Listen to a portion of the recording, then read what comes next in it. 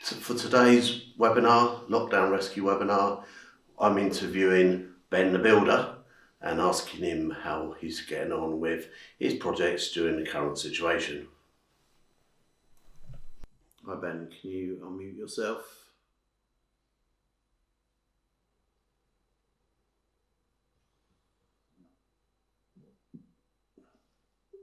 Welcome to the webinar. You have entered as an attendee in listen-only mode. Right, I'm having problems. I'm going on to iPhone 10.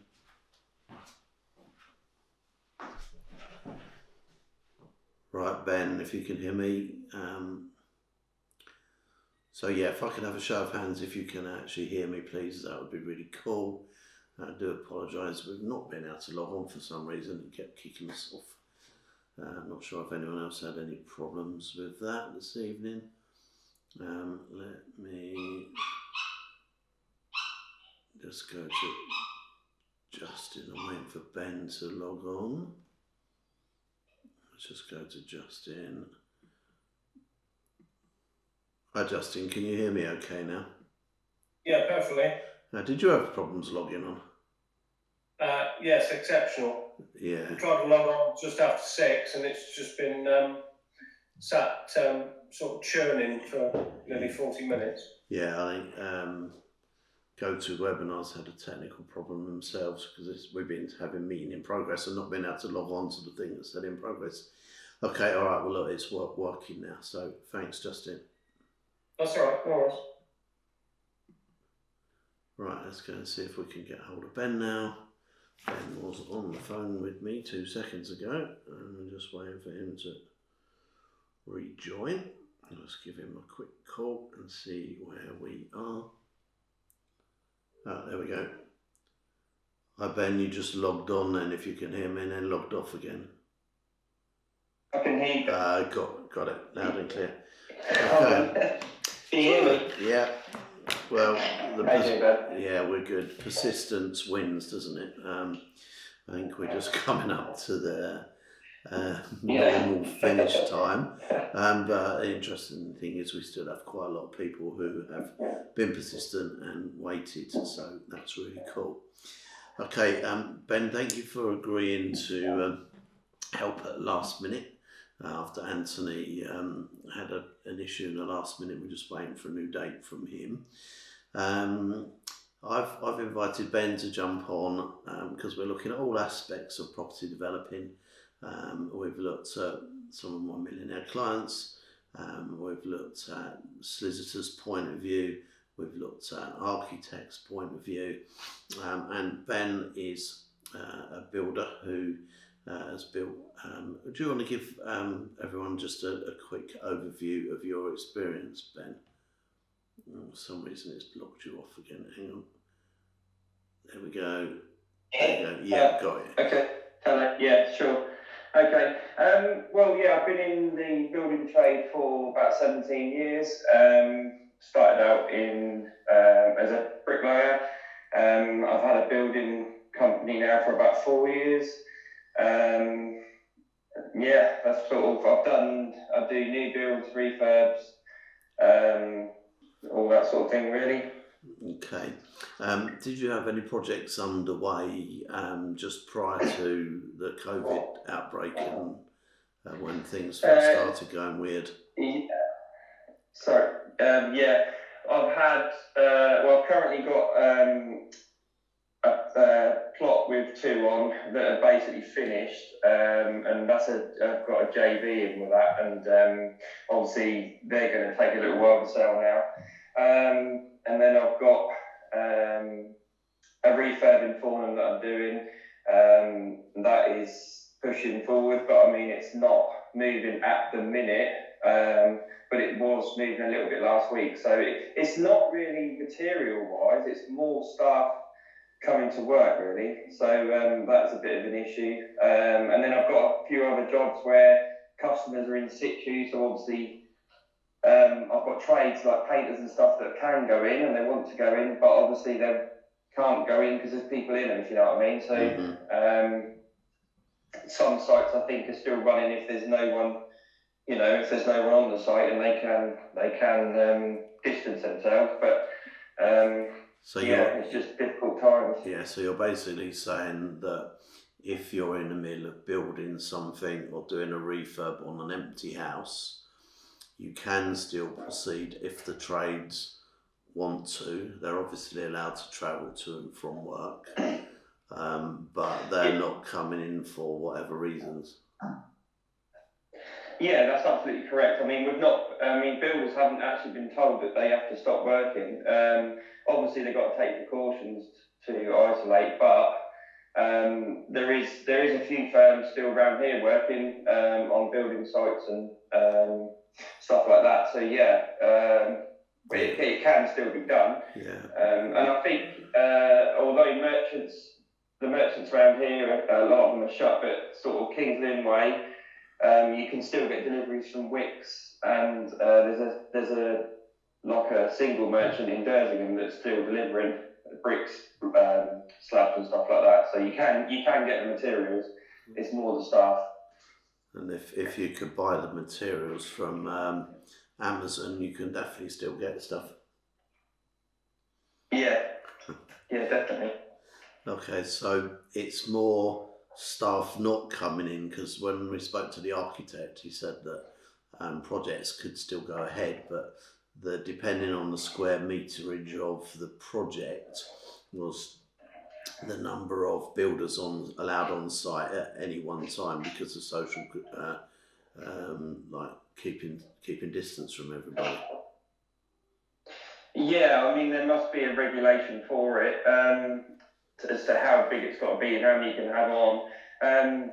But most of my sites are quite small, to be fair. So why are you having problems? Is it they are like self-isolating? Are they high risk? You know, why wouldn't a painter come in to do painting if they were on their own or whatever? Yeah, I mean, we've got some that are high risk, so they're obviously staying at home. Because a lot of the decent trades around here, they're normally, in their 40s, 50s, and some of them are high risk.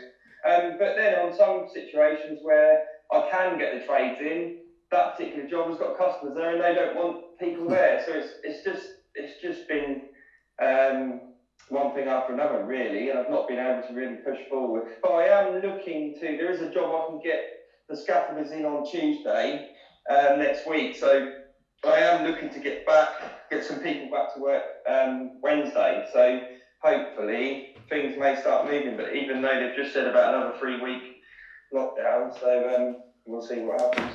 Yeah. Do you think that as people get more used to the lockdown process, that more and more people, because I've just seen that, like, I think Kentucky and a couple of the other food chains are reopening, but only for takeaways, and that they've had to train their staff about social distancing within the kitchens. Do you think that those people aren't coming in because they can have time off, and because if you put any of your stuff into I forget what they call it now, what's it called, beginning with F? Furlough. Have you put any of your staff into furlough, and that's why they're not working?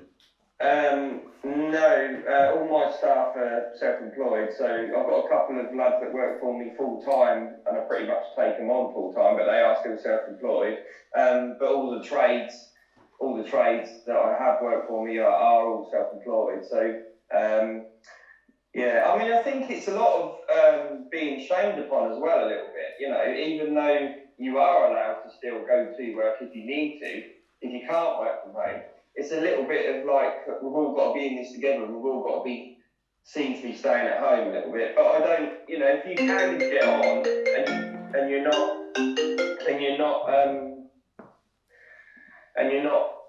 and you can still distance yourselves, I don't see the problem really. No. Yeah, it's a tricky one. I mean, can you just reorganise your staff so that the few sites that you can work off, you can get people there? Yeah, I mean, like I say, the site that we can actually get on, we've been waiting for the scaffolders to come, so they're going to they're going to go there Tuesday and put a lift up, but they don't want anyone there. So obviously after they've put that up, we can then start getting the labourers in to load out and get the bricklayers there to start laying.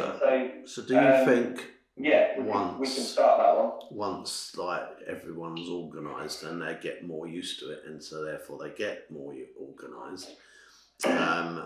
So you know, how long does it take you from start to finish to build a house at the moment? Start to finish is about 100 days, or 3 to 6 months, depending on, do you know what I mean? Depending on how you're pushing on them and how big they are. But I mean, I think like you say, things are we're gonna be going back to work. But like you say, things are going to be different. We're going to have to probably be wearing masks more, even though we should do anyway on site most of the time. But stuff like that, gloves will probably be absolutely essential and stuff like that. So yeah, things are going to, and obviously keeping your distance. But I mean, they've got to sort of get us back to work, because the longer this goes on, I think the harder it's going to be to get back to normal. Yeah, whatever normal will be when we go back. So how long do you think, if it normally takes 100 days to build a house, how long if you were starting one like next week, and you know, you've got a little bit of this behind you, you've got a little bit of organisation, practice in the current situation. If you really wanted to crack on with it and you could get, you know, organise the trades, how long would it take you to do a normal 100-day build? How many days could you think it would take you?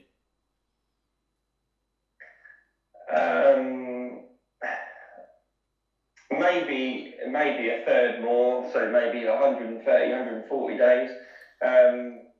And also maybe materials might cost you a little bit more at the minute, because obviously if I can't go to the likes of MKMs or E-Drays or Ridgeons, then you've got to go to other merchants, which you're probably going to pay more money. So yeah, it can be done.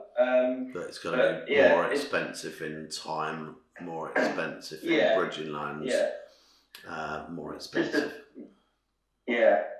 Tad more expensive, and obviously organisation can be a bit more difficult. But yeah, so it can be done, but it's just going to be, I mean, not massively more expensive, but I suppose it's more time, isn't it? You're going to have to allow yourself more time to get people in and out. I know through the mentoring program we've managed to persuade you to stay off the tools. Have you been able to stay off the tools during this? Yeah, I have during this, and it's been quite nice actually in a way, because I've managed to, when I came to the January sort of goal setting day, I'm managing to get some of them goal settings done, as much as I'm not managed to get others done, but I am sort of, it's been nice to actually, because one of my things was to actually teach my kids things about business. So that's something I'm able to do every day now for an hour a day. So it's little things that, although we're in a bit of a mess, it's nice. We're sort of getting nice little things out of it in a funny kind of way, if you know what I mean. Yeah, no, I get making the best out of the situation.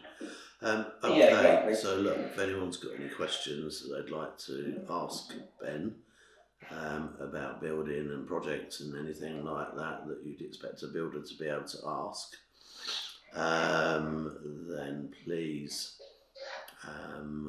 fire away, and I'll either pop your hand up and ask away, and I'm just going to put all of the hands down, so because I had a few hands up from earlier on when I asked if anyone could hear me. If you have a question, please either type it in or pop your hand up and I'll come to you. It'd be great if somebody could pop your hand up now with a question.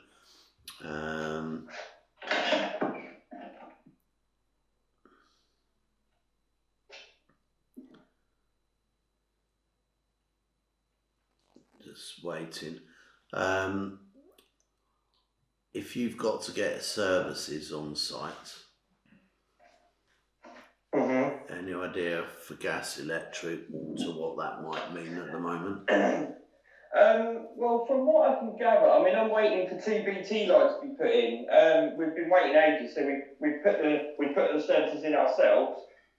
which they normally provide the ducts and stuff like that for, but we've just gone and bought it and put it all in ourselves. But as I understand, they are actually chasing us to come and install 2 BT lines. So yeah, they are still working. So we're now sorting that out. So yeah, they're on about booking a date, but I mean whether that's going to be in the next 3 or 4 weeks, I don't know. But yeah, they are still working. Mm-hmm. But I assume a lot of them are working just for emergencies like water leaks and stuff like that. So I'm not entirely sure about water, electric and gas. But I know BT are chasing me to get for a date to get started. Sure. Okay. I've got a wonderful question. I do like asking this question every now and again. From Justin. Okay. And I'm going to try and answer Emma's as well. If you were building a house for yourself, okay, per square foot, I know you work in meters, but per square foot, what's your build cost? Right. I knew this was going to come up, so I've written it down because obviously, as you know, I don't really do it in feet, but square feet, but I am going around to this idea. So if I was charging out, it would be 150 plus VAT per square foot. But if I was to do it for myself and I was going to do it and not make any money and just do my time, you'd be looking at £100 plus VAT per square foot sort of thing. Okay. So yeah, something like that. The question from Justin was is it including VAT or not? So you totally answered the question, but that is reclaimable on a build, on a new build, not on a refurb. Yeah, and I mean, if you can work with the trades better, I mean, they can not charge, they can zero rate it anyway if it's a new build, because it just saves them messing about with the VAT as well. So they'll just literally zero rate the VAT as it's a new build, so they can wipe that off. So you haven't even got to pay it out and wait 3 months. You can literally zero rate it at source, so you're not paying it out. Okay, and if you were doing a build for trade, like if somebody that you've built 4 or 5 houses for, as a builder contractor type thing for a developer, what would you be charging per square foot for that? Like I say, between 150 and see, I know in square meters it's £1,200 plus VAT. I will just work it roughly out at. And that normally works quite well, but depending on, I would then put on there, depending on what finishes they wanted, it would then change. So that works out about 130 to 150 pound plus VAT per square foot, so roughly. Okay, and if, because I had another one of my clients, the airline pilot down in Bristol, he had a builder build him something for £110 a square foot. Although it was done to quite a low spec, is it possible to do something to a low spec to bring it in at that type of price? Yeah, I mean that is bottom end. 110 to 130 maybe, something like that. For a low spec. Yeah, I mean, sorry. Yeah, low spec. Yeah. Yeah. Okay. All right. So I've just had a question that. If basically, I think it's almost an offer to fund.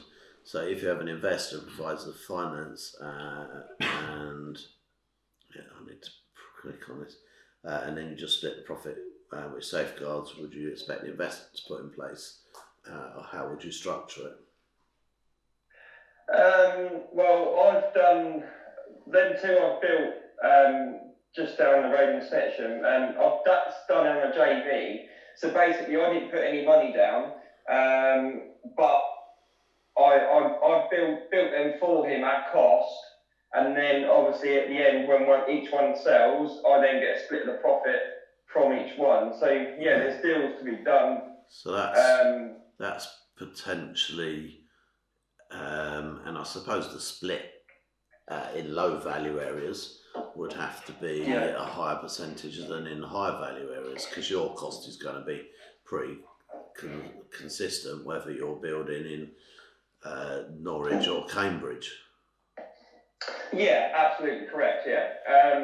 I mean, I've done other ones where I've actually, when I first started out buying land and building out, I've actually borrowed from another developer, and then he's basically lent me what I've sort of needed. Then I've needed a little bit more, and he's lent me a bit more. But all he's asked for is 40% of the profit. So they're quite good little deals. They sound like a lot, but if you're only making 50, 60 grand profit, you're then splitting that, and if you're learning and you're sort of starting out, they're quite good little deals to do, because it's fair for both of you really to make a bit of money. Yeah. I mean, and I've borrowed 170, 180 grand, so that's nearly sort of 80% loan to value. I've borrowed 80% of what I'm doing, and they've been happy with that, and they just put a charge on the land and drip feed you the money. So I've done stuff like that, and I've made 60% profit. So to not actually to put a minimal, to put like 30 grand down in a 180 grand deal type thing, that's pretty good really. I'm happy with stuff like that. So sometimes it's good to do a percentage on profit with builders and stuff like that, or developers, because that works sometimes. Yeah, and it stops the worry about things going over cost. Yeah. To a certain degree. Yeah, I mean, yeah, definitely. I mean, I'm now looking at, obviously, as you know, I'm looking at doing bridging on a bungalow that I'm buying. But that'll be the first time I've done bridging, so it is a little bit scary for me, because obviously they're giving you a 12-month sort of time scale, and then you need to either refinance as a buy-to-let, or you got to flip it by then. So that's sort of, a little bit worrying to me. But before, when I've had JVs, it's been very loose. I mean, they've given me 18 months, and then if I wanted a bit more, they've given me a bit more time, or if I want to borrow a bit more money. I mean, bridging companies, development finance companies are notorious for trying to push you into lower time zones that you then run over. And then if your bridging fee is 20 grand, which that's not unheard of, you'll be charged again to re-bridge even for a short period of time. Yeah, 100%. So stuff like that's a little bit worrying, but the potential to make a lot more money is there. And on a deal like that one that I'm doing, I'm buying it so cheap that it's worth doing it on a bridge. And I'm pretty confident I'll get the refinance, even if I've got to let it out instead of selling it. So I think I've got to do it on a bridge, that one, because I'll be giving away too much profit, basically. Yeah, no, I get it, and it's looking at each job individually, just like when we're looking at working out how to structure something. You look at each one individually and make a call on it. And 100%. Yeah. The more experience you've got, the easier it is. Okay, well, look, I'm conscious and that we started at finish time, and I think from a builder's perspective, I think everybody's asked. I've certainly asked everything I can think of. I've had Emma said, do you have like a list of investors basically that will invest in projects when you find the property or the project? I do have a couple of investors, but they've been also investing in their own stuff as well. So sort of, I don't know of massive investors, but I am involved with investors. Yeah. Okay, let me just ask Emma the question. So Emma, is this based on the fact that you're looking at JVing because you've got some cash and you'd be interested in JVing with Ben, or is it because you're looking as a builder to find JV partners? So I'm just waiting for her to reply. She said, how much minimum profit would you do on a split? So it looks like potentially she's offering to do a project. Okay. Yeah, okay. Yeah, well, again, like you say, that would depend on the area as such, because, like you say, the materials and labour would pretty much be what it will be. But yeah, I mean, I'd definitely look at a split with someone if they was gonna do it at cost. They're going to save on the VAT. They're doing the build at cost, and then we get a bit of a split at the end. So that does work for me. That works, you know. I've done it before. And it's so one way of saving I'll be that, happy. isn't it? Yeah. Say that again, sorry. I said it also saves a little bit of VAT as well. Yeah, it saves a bit of cash flow, doesn't it, for them as well? Because obviously a builder's going to put 20% on top of it rather than do it at cost. Mm-hmm. So, but it's very you've got to trust the builder to just get on with it, let them get on with it and get it built. As long as you know they're a good builder, and because you're going to get hold-ups, you're going to get, you know, things are not going to always go exactly to plan, but you just got to have that trust with the builder and just have that rapport, you know, that you're doing it, because sometimes you might have to pour more concrete and then use less blocks. Then you know what I mean. So then your footing's going to cost more, or you might hire the digger for an extra week just to get all your drainage in. So it initially looks like you spend a lot of money on the groundworks, but you're moving forward by doing two jobs at once. So it's about trusting the builder and building that relationship, really. Yeah. Okay. And Emma's basically said she was looking at another project with a builder. And she's trying to negotiate something with him. She hasn't negotiated it yet, but she's got cash. So, and then she's asking things about whether the builder would get the planning and all that type of stuff. So, so I think it's an individual thing, Emma. Each builder's going to have their own way of doing things. If they've got work that they can charge full out. Or how big teams they've got, whether they can pull more people in. So I think it's an individual thing more than anything.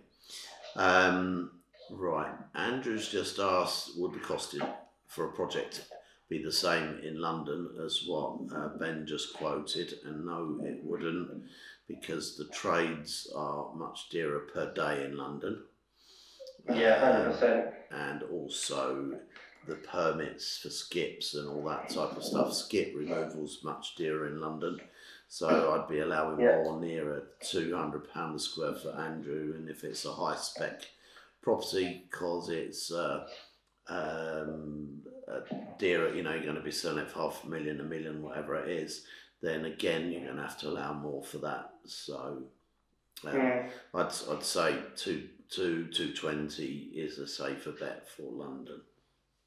And then Lorna said, apart from Wicks, who else is delivering, and is there waiting time in Essex? I only know that Wicks are delivering, and that there's a merchant in Dersingham, but he is literally a one-man type. Well, they've got 3 or 4 people work for him, but they're not around the country. So I haven't done any other research. I've done a little bit just to see if I could get materials if I need it in my area. But I do know that as far as I'm unaware, although MKMs do run a separately independent type franchise thing, so some of the MKMs may be open, but I think Hugh Gray's and Midgeons, they are all shut. But as regards to Travis Perkins and stuff like that, I'm not actually sure. Okay, all right. I think it's just going to be a phone around Lorna. Yeah, 100%. Okay. All right. Well, look, Ben, thank you for joining me at very last minute. No, that's fine. That's really cool. I think you've answered lots of people's questions. We'll continue to try and find other people in other trades and find out how it's affecting them and how to proceed and work through it, and expectations of what you can achieve and what you can't, which is the whole idea of what we're doing at the moment.